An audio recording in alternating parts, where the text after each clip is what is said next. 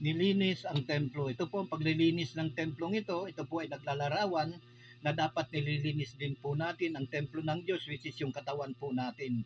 Linisin po natin sa lahat ng karumihan. Alisin po natin ang lahat na masasama nating gawa at yung mga lumalabas sa bibig natin. So yan po ang ibig sabihin po niyang paglilinis din po sa ating katawan.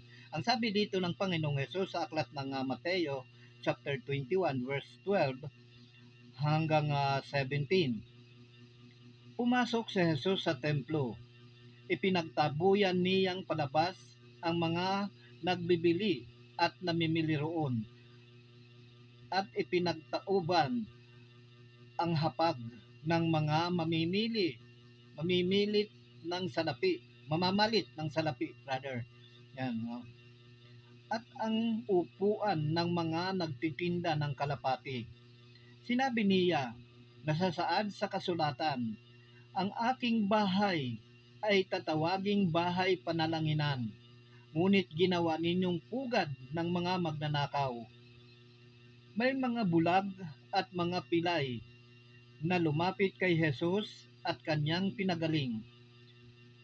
Nagalit ang mga punong saserdote at mga eskriba nang makita ang mga kababalaghang ginawa niya at ang mga batang sumisigaw sa loob ng templo, mabuhay ang anak ni David.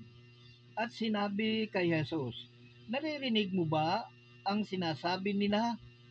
Naririnig ko, tugon ni Jesus. Hindi pa ba ninyo nababasa ang ganitong pangungusap sa kasulatan?